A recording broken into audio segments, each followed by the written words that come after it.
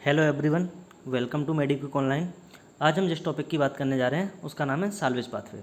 ये टॉपिक काफ़ी इंपॉर्टेंट है, खास करके सब्जेक्टिव एग्ज़ाम के हिसाब से। ठीक है, तो देखो स्टार्ट करते हैं अभी कि हम इतना तो जानते हैं देखो कि अपने पास जो नाइट्रोजन बेसेस होते हैं वो दो प्रकार के होते हैं, एक होते हैं प्यूरिन और एक होते हैं पिरिमिडिन। प्यूरिन टाइप के नाइट्रोजन बेस में कौन कौन से आते हैं? एडेनिन और ग्वानिन, और उधर आते हैं साइटोसिन और थाइमिन पिरिमिडिन में। तो यहाँ हम सिर्फ साल्वेज पाथवे में सबसे पहले हम ये याद रखना है कि हम जो भी कंसिड्रेशन करेंगे वो केवल प्यूरिन नाइट्रोजन बेस का करेंगे। अब देखो, किसी भी नाइट्रोजन बेस में अगर मैं शुगर जोड़ दूँ तो वो बन जाता है न्यूक्लियोसाइड।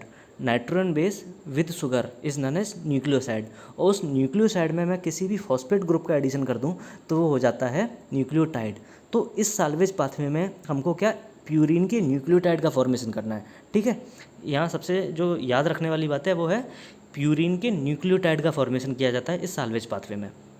ठीक है, अब सबसे पहले तो वही है conversion of purine to nucleotide. अब इसमें दूसरी याद रखने वाली बात यह है कि ये ह्यूमन ब्रेन इरिथ्रोसाइट और पीएमएनएल में टेक प्लेस करती है। ठीक है, पॉलीमॉर्फो न्यूक्लियर ल्यूकोसाइड। ठीक है, एक क्वेश्चन भी आया है पीजी में, उसमें यह था कि इनमें से किस ऑर्गन में साल्वेज पाथवे होता है। तो उसमें से तीन ऑप्शन ये थे, एक था लिवर, तो डेफिनेटली आंसर जाएगा लिवर। ठीक है, अब देखो यहाँ सबसे इम्पोर्टेंट बात है जो याद रखने वाली है वो ये है कि देखो मेरे पास सबसे पहले है बेस। ठीक है, मेरे पास है अभी केवल बेस और मुझे कन्वर्ट करना है इसको न्यूक्लियोटाइड में। अब इस को मुझे एक रिएक्शन में ही करना है। साल्वेज पाथवे की खास बात यह है कि ये रिएक्शन को सिर्फ एक ही स्टेप में कंप्लीट करती है। एक दूसरा पाथवे भी होता है अपने पास, अपने वो डिनोवो सिंथेसिस होता है। ठीक है, अब इन तीन जगह पे ब्रेन में, पीएमएनएल और इरिथ्रोसाइट में तो साल्वेज पाथवे होता है, इनके अलावा हर जगह पे डिनोवो सिंथेसिस होती है। वो एक्चुअली क्या होता है, उसमें 10-12 रिएक्शन होती हैं और वो टाइम कंज्यूमिंग भी है और एनर्जी कंज्यूमिंग भी है। ठीक है, इसमें हमको क्या, इंस्टेंट फॉर्मेशन अगर चाहिए, इन ऑर्गन में हमको इंस्टेंट फॉर्मेशन चाहिए होता है, इसीलिए हम साल्वेज पाथवे का यहाँ यूज़ करते हैं। यहाँ एनर्जी कंजप्शन भी इतना नहीं है और इंस्टेंट फॉर्मेशन यहाँ होता है, और ये एक रिएक्शन में ही कर देती है रिएक्शन को। ठीक है, एक रिएक्शन, एक स्टेप में ही बेस से न्यूक्लियोटाइड में कन्वर्जन हो जाता है। अब देखो यहाँ जो सबसे खास बात ये याद रखनी है और लॉजिकल बात है कि देखो हमको बेस से न्यूक्लियोटाइड बनाना है एक सिंगल स्टेप के अंदर। ठीक है, और लेकिन इस कन्वर्जन में हमको क्या कंपाउंड चाहिए, दो कंपाउंड चाहिए होते हैं। देखो इसमें पहले तो शुगर का एडिशन चाहिए। ठीक है, और शुगर के एडिशन के साथ साथ ही हमको चाहिए फॉस्फेट का एडिशन। ठीक है, क्योंकि शुगर के एडिशन के बाद ये टोटल कंपाउंड ये मिल गया तो ये बन गया न्यूक्लियोसाइड। ठीक है, और उसके बाद जब फॉस्फेट ग्रुप पर जुड़ेगा तब ये बनेगा न्यूक्लियोटाइड, और हमको बनाना है न्यूक्लियोटाइड, मतलब कि एक रिएक्शन के अंदर ही अंदर हमको शुगर भी जोड़नी है और फॉस्फेट ग्रुप भी जोड़ना है। तो इस रिएक्शन में हमको एक ऐसा कंपाउंड चाहिए होगा वो इन दोनों चीज़ों को दे जाए हमको, जो बेस में शुगर भी प्रोवाइड करा जाए और फॉस्फेट ग्रुप भी प्रोवाइड करा जाए, और वो कंपाउंड होता है PRPP। ठीक है, फॉस्फोराइबोसिल पायरोफॉस्फेट। ठीक है, ये कंपाउंड होता है अपने पास। देखो ये एडेनिन है, सिंगल नाइट्रोजन बेस है ये अपने पास। तो ठीक है, इसके से देखो AMP बना है, AMP मतलब एडिनोसिन मोनोफॉस्फेट, ये न्यूक्लियोटाइड बन गया। अब देखो ये तो वही है नाइट्रोजन बेस, ये राइबो शुगर जुड़ गई है और ये देखो फॉस्फेट ग्रुप भी जुड़ गया है। ठीक है, तो ये न्यूक्लियोटाइड बन गया। रिएक्शन एक ही स्टेप में हुई है, मतलब कि इस स्टेप में ही शुगर का एडिशन हुआ है और इसी स्टेप में न्यूक्लियोटाइड का एडिशन हुआ है। अब वो देखे कौन गया है, PRPP। तो एंजाइम इसका ट्रांसफ़र हुआ है इन दोनों ग्रुप का, शुगर का और फॉस्फेट ग्रुप का, इस PRPP से ट्रांसफ़र हुआ इस एडिनिन पे। तो इसीलिए जो एंजाइम यूज हुआ वो कौन सा है, एडिनिन फॉस्फोराइबोसिल ट्रांसफरेज, जो इस रिएक्शन में हुआ है उसी से मिलता जुलता इस एंजाइम का नाम है। ठीक है, तो ये तो हो गया एडिनिन। ऐसे ही होता है हाइपोजेंथिन और ग्वानिन। हाइपोजेंथिन से बनता है IMP और ग्वानिन से बनता है GMP, आयोनोसिन मोनोफॉस्फेट और ग्वानोसिन मोनोफॉस्फेट। अब इन दोनों रिएक्शन को जो कैटालाइज करता है वो होता है same enzyme, hypoxanthine guanine ribo phosphoribosyl transferase. दोनों रिएक्शन को सेम एंजाइम ही कैटालाइज करता है, और ये एंजाइम का नाम आपको किताबों में लिखा हुआ मिलता है HGPRTAs। ठीक है, मतलब कि हाइपोजेंथिन ग्वानिन फॉस्फोराइबोसिल ट्रांसफरेज, ये नाम आपको लिखा मिल जाए उसका मतलब यही है। और देखो इस स्टेप में भी वही PRPP आया है, क्योंकि हमको शुगर का और फॉस्फेट ग्रुप का एडिशन कराना था। ठीक है, तो ये तो साल्वेज पाथवे होगा, एक सिंगल स्टेप में हो रही है रिएक्शन, सिंगल स्टेप में ही दोनों कंपाउंड इसने जोड़ दिए, शुगर भी जोड़ दिया, फॉस्फेट भी जोड़ दिया। एडिनिन से बन गया AMP, हाइपोजेंथिन से IMP और ग्वानिन से GMP। ठीक है, अब इसका कैटाबॉलिज्म की बात करते हैं। अब इसका ब्रेकडाउन कैसे होगा, तो देखो ये अलग अलग रिएक्शन है, हमको एएमपी और जीएमपी हमको अलग अलग देखना है। ये हमने एडेनिन का न्यूक्लियोटाइड लिया है इस तरफ, और इस तरफ हमने लिया है ग्वानिन का न्यूक्लियोटाइड। अब देखो जब हमने फॉर्मेशन देखा था तब क्या देखा था कि शुगर का एडिशन हुआ, फिर फॉस्फेट का एडिशन हुआ और बन गया न्यूक्लियोटाइड। इसमें हम इसका उल्टा देखेंगे कि न्यूक्लियोटाइड लिया है हमने एज ए रिएक्टेंट, अब उसमें से पहले फॉस्फेट का रिमूवल होगा, फिर शुगर का रिमूवल होगा और बन जाएगा नाइट्रोजन बेस।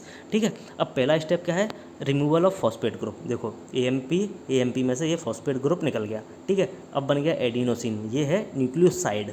ठीक है, ऐसे यहाँ हुआ, यहाँ से भी ये फॉस्फेट ग्रुप निकला और ये बन गया ग्वानोसिन। अब न्यूक्लियोटाइड में से फॉस्फेट ग्रुप निकल गया, मतलब कि केवल अब न्यूक्लियोसाइड बच गया है। अब इसमें से मैं अगर शुगर और रिमूव कर दूं तो ये क्या हो जाएगा, नाइट्रोजन बेस। तो देखो ये शुगर निकल गई अगले स्टेप में। अब पहले स्टेप को कैटालाइज किया न्यूक्लियोटाइडेज, दोनों रिएक्शन में सेम वो एंजाइम होता है। ठीक है, इधर भी वो है न्यूक्लियोटाइडेज और इस तरफ भी न्यूक्लियोटाइडेज। ये हुआ फॉस्फेट का रिमूवल। अगले स्टेप में देखो शुगर का रिमूवल हुआ और ये बन गया ग्वानिन, सिंपल नाइट्रोजन बेस। ये तो जीएमपी के केस में। बट जब हम एएमपी की बात करते हैं तो इसमें एक एडिशनल स्टेप आ जाता है।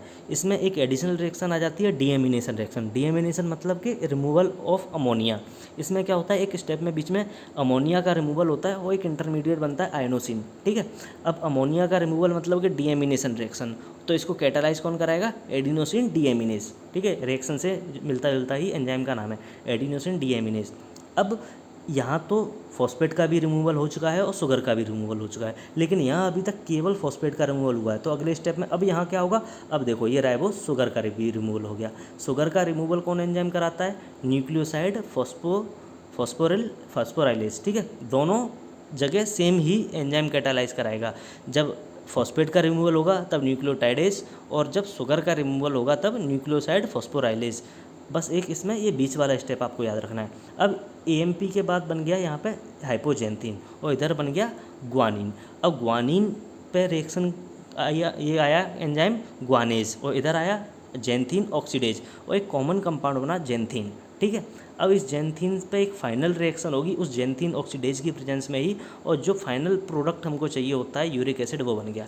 तो प्यूरिन कैटाबॉलिज्म, ये क्वेश्चन पूछा जा चुका है कि प्यूरिन कैटाबॉलिज्म का प्यूरिन के जो न्यूक्लियोटाइड हैं उनके कैटाबॉलिज्म का फाइनल प्रोडक्ट क्या होता है, तो वो होता है यूरिक एसिड। अब इनकी अगर यूरिक एसिड की मात्रा बॉडी में बढ़ने लग जाए, अमाउंट इनका बढ़ने लग जाए, तो इस कंडीशन को बोलते हैं हाइपर यूरिसेमिया। इससे रिलेटेड 2 डिसऑर्डर हैं अपने पास। इस लेक्चर में तो हमने अभी केवल इनका फॉर्मेशन, इनका कैटाबॉलिज्म देखा है, ये इंपॉर्टेंट है, और इनसे भी ज़्यादा इंपॉर्टेंट है इनके डिसऑर्डर।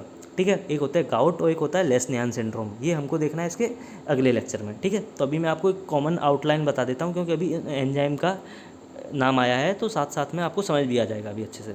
ठीक है, तो जब इस यूरिक एसिड का लेवल बढ़ने लग जाता है, इसका अमाउंट बढ़ने लग जाता है, तो इस कंडीशन को बोलते हैं हाइपर यूरिसेमिया। ठीक है, अब देखिए ज़रा, एक होता है लेस्नियान सिंड्रोम, ये मैंने आपको एंजाइम बताया था HGPRTH। वो क्या करता है, उस डेफिशिएंसी, उस डिसीज़ में क्या होता है कि इस HGPRTH की कंप्लीट डेफिशिएंसी हो जाती है। इसकी डेफिशिएंसी हुई मतलब कि इस बेस का कन्वर्जन न्यूक्लियोटाइड में बंद हो गया, मतलब कि इस बेस से न्यूक्लियोटाइड बनना बंद हो चुका है। अब न्यूक्लियोटाइड अगर नहीं बनेगा तो केवल बेस बच गए अपने पास। तो अब ये बेस क्या करेंगे, इन बेस से यूरिक एसिड बनने लगेगा। देखो हाइपोजेंथिन और ग्वानिन से देखो ये यूरिक एसिड बनने लगा था।